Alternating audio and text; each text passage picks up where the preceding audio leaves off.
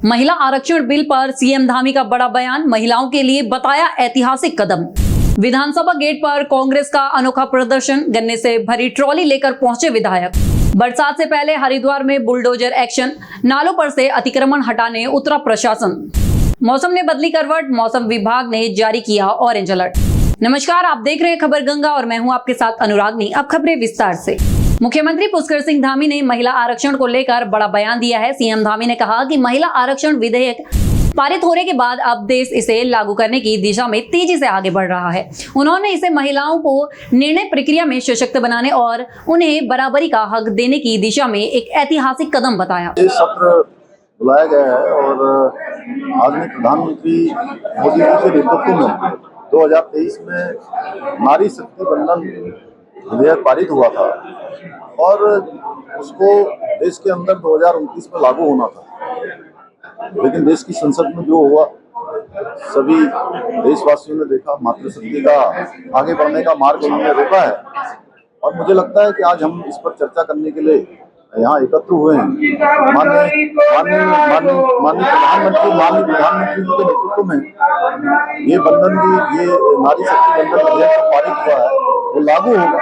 और उत्तराखंड में हमारे प्रतिपक्ष के साथी भी, मुझे लगता है कि उनको भी इसका समर्थन करना चाहिए और बहुत सौहार्दपूर्ण तरीके से जो है सत्र में अपनी बात रखनी चाहिए। और मैं समझता हूँ कि माताओं बहनों को उनका अधिकार देना हम सबका कर्तव्य है। देश के अंदर धारा 370 माननीय प्रधानमंत्री जी के नेतृत्व में समाप्त हुई और अयोध्या में भगवान राम का मंदिर बना, वो भी आदरणीय प्रधानमंत्री।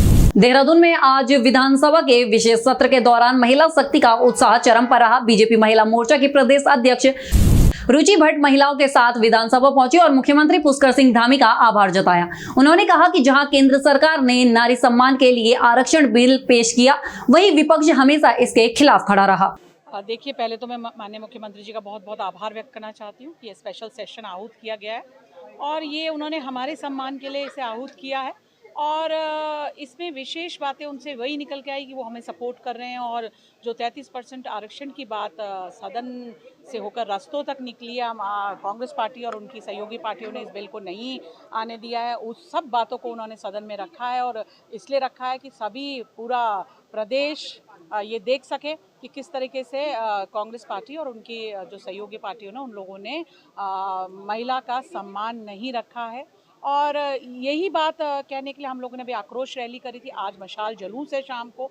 और हम बताना चाहते हैं उन्हें कि इस बार क्लीन स्वीप रहेगा हमारी तरफ से। कलियर हो या रुड़की की जितनी हरिद्वार जो सीटें नहीं आई थी, हमारी बहनें हमको, क्योंकि विशेष सभी स्तर से समर्थन प्राप्त हो रहा है, तो मुझे लगता है कि बहनें आज इस बार उन्हें इस चुनाव में बताएंगी कि महिला शक्ति का अनादर करना क्या होता है।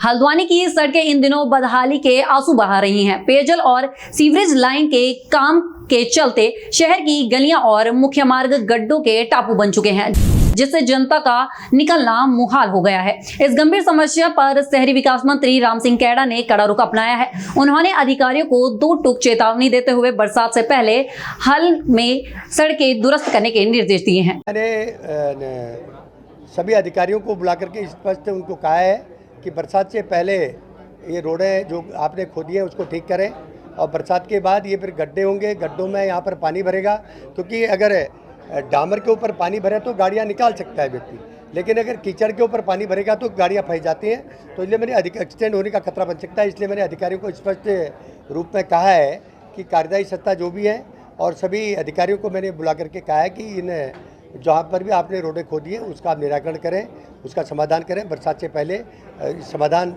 होना चाहिए और समाधान नहीं होगा तो फिर कोई न कोई कदम हमें उठाना पड़ेगा। देहरादून में जहां एक और महिला आरक्षण पर विशेष सत्र चल रहा था, वहीं बाहर कांग्रेस ने बेहद ही अनोखे अंदाज में विरोध जताया। यहाँ झबरेड़ा विधायक वीरेंद्र जाति गन्ने से भरे ट्रॉली लेकर विधानसभा पहुंचे और जिससे वहां हड़कंप मच गया। विधायक ने आरोप लगाया कि इकबालपुर मिल पर किसानों का करीब 110 करोड़ रुपए बकाया है। गन्ने की ट्रॉली के साथ विधानसभा पहुंचे विधायक ने साफ कहा कि जब तक भुगतान नहीं होता किसानों का संघर्ष जारी रहेगा। देखिए, सुरक्षा को लेकर के मैं कह रहा हूं, हमारा कोई उद्देश्य सुरक्षा भेदने का नहीं है। बहुत सारे जो सुरक्षा में साथी लगे हैं वो भी किसान हैं और बहुत सारे तो हमारे क्षेत्र के भी हैं, कुछ ऐसे भी पुलिसकर्मी हमारे भाई हैं जिनका भुगतान अब तक इकबालपुर मिल पर है। हमने विधानसभा सत्र में अनेकों बार आवाज उठाई, तमाम बार हम लोगों ने ये मुद्दा उठाया कि भाई इकबालपुर मिल का 110 करोड़ रुपया बकाया है। हमने मंत्री जी को भी कहा, माननीय मुख्यमंत्री जी को भी कहा, लेकिन ये सरकार नहीं चेती। अब हमारी मजबूरी है कि हमें ये लड़ाई सड़क पर लड़नी पड़े और उसी के परिप्रेक्ष्य में हमने गन्ना आज विधानसभा के बाहर लाके डाल दिया है कि भाई सरकार की कम से कम आंख खुले और ये देख ले कि भाई वहाँ का किसान कितना पीड़ित है। वहाँ के किसान कैंसर से पीड़ित है, अपना इलाज नहीं करवा पा रहे हैं, बच्चों की फीस जमा करनी पड़ रही है वो नहीं कर पा रहे हैं, बच्चों की शादियां करने को विवश है। 2018-19 से अब तक 8 साल होने को है और ये सरकार अपने कार्यकाल में उन किसानों का भुगतान अब तक नहीं दिला पा रही है। तो हमारी मजबूरी है, हम किसान मजदूर सबके साथ हैं और हमारा ये जो इस तरीके के प्रदर्शन है ये बदस्तूर जारी रहेंगे। किसानों के लिए सरकार को चेतना चाहिए और विशेष सत्र बुलाकर या विशेष चीजें करके वो किसानों का गन्ना भुगतान उनको दिलाना चाहिए। अल्मोड़ा में युवा कांग्रेस ने आज सरकार के खिलाफ मोर्चा खोलते हुए चौहान बाटा में पुतला फूंक डाला।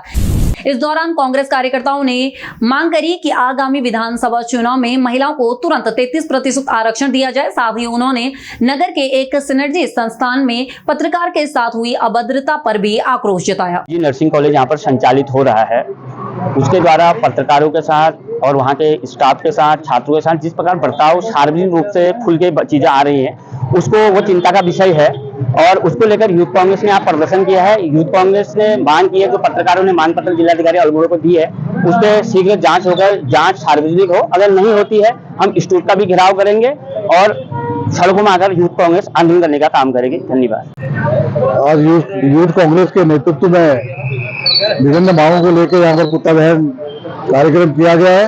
इससे सबसे महत्वपूर्ण कार्यक्रम है कि महिला आरक्षण बिल को लेकर जो 2023 से पास हुआ था, जिसमें 33% महिलाओं को आरक्षण देने का प्रावधान है। हम मांग करते हैं कि इस विधानसभा 27 के चुनाव में इसे लागू किया जाए। महिलाओं को 33% आरक्षण के हिसाब से 23 सीटों पर चुनाव लड़ाने की अनुमति सरकार इसकी घोषणा करे। और दूसरा है कि यहाँ पर नर्सिंग कॉलेज के प्रबंधक के द्वारा पत्रकार पर हमला किया गया, जिसकी हम कड़े शब्दों में निंदा करते हैं और प्रशासन से मांग करते हैं कि यथाशीघ्र इसकी जांच कर इसे दोषी को दंडित किया जाए और उस संस्थान की भी जांच होनी चाहिए कि वो अपने सारे नियमों के अनुरूप कार्य हो रहे हैं या नहीं हो रहे हैं। और समय समय पर प्रशासन को भी जिम्मेदारी लेनी चाहिए कि जितने भी ऐसे स्कूल है कि जहाँ पर छात्राएं पढ़ रही है वहाँ पर छात्राओं का शोषण तो नहीं हो रहा है, इस विषय पर भी सरकार और प्रशासन ने ध्यान देना चाहिए।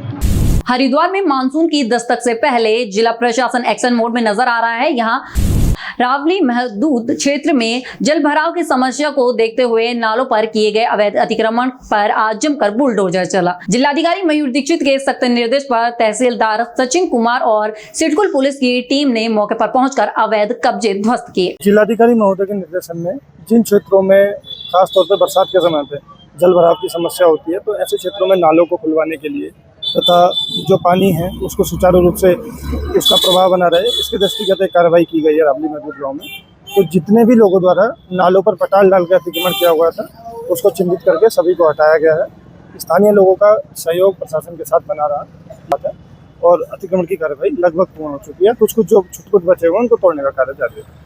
ये पिछले 1 महीने से हम लगातार संपर्क में थे और नोटिस के माध्यम से तथा लगातार मुनादी के माध्यम से इनको सूचित किया जा रहा था, तो इनको सभी को सूचना प्राप्त। जी, अभी अभियान जारी रहेगा इस प्रकार के अतिक्रमण। और आपके माध्यम से मैं ये सभी से अपील करना चाहूँगा कि नालों पर किसी भी के द्वारा भी जो अतिक्रमण किया गया है या ऐसी किसी भी संरचना पर जिससे कि बरसात में पानी का बहाव प्रभावित होता है, उससे स्वतः अपना अतिक्रमण हटा दें। रुड़की झपरेड़ा के लाठरदेवा गांव में एक मामूली विवाद ने खौफनाक मोड़ ले लिया, जब दुकान के सामने ठेली लगाने जैसी छोटी सी बात पर दो पक्ष आपस में भिड़ गए। देखते ही देखते गाली गलौज मारपीट में बदल गई और इस दौरान एक युवक ने तैश में आकर आकिब नाम के एक युवक पर फायरिंग कर दी। गोली सीधे आकिब के पैर पर लगी, जिससे वह लहूलुहान होकर जमीन पर गिर पड़ा। क्या नाम है आपका, कहाँ से हैं आप? मेरा नाम मसरूर आलम है, मैं लाठरदेवा से। मसरूर जी, क्या है पूरा मामला? मामला ये है, मुसीर जनाब मुनीर आलम हमारी दुकान पर आया। हमारी दुकान है मोबाइल के अड्डे पर, चौराहे पर। और वहाँ आके इसकी ये छोटा भाई बैठा था, ताया का लड़का हमारे आकिब, इसके साथ उसने मारपीट शुरू कर दी बिना मतलब के ही, किसी ठेली को लेकर कि मैं यहाँ ठेली लगवाऊंगा गेट के सामने बिल्कुल। इसने कहा होगा भाई गेट पर ना लगाओ, तो इसके साथ मारपीट शुरू कर दी। इसे पीटता वहाँ पकड़ को। फिर कुछ देर बाद मैं चला गया वहाँ पे। फिर मेरे साथ भी लड़ाई हुई है, देखो मेरा ये कौन कौन लोग हैं जिन्होंने मारपीट की है? ये 3 आदमी होते उसके साथ, एक मुसीर हो, उसे तो मैं जानूँ। किस बात को लेकर भी बात है? बस बात कुछ गिनती बात यही थी, हमारी मोबाइल की दुकान है वहाँ पे, उसके गेट के सामने किसी की आइसक्रीम की ठेली लगवा रहा था। वो मना करा भाई गेट के सामने ना लगवाओ, तो इस बात पे हुई।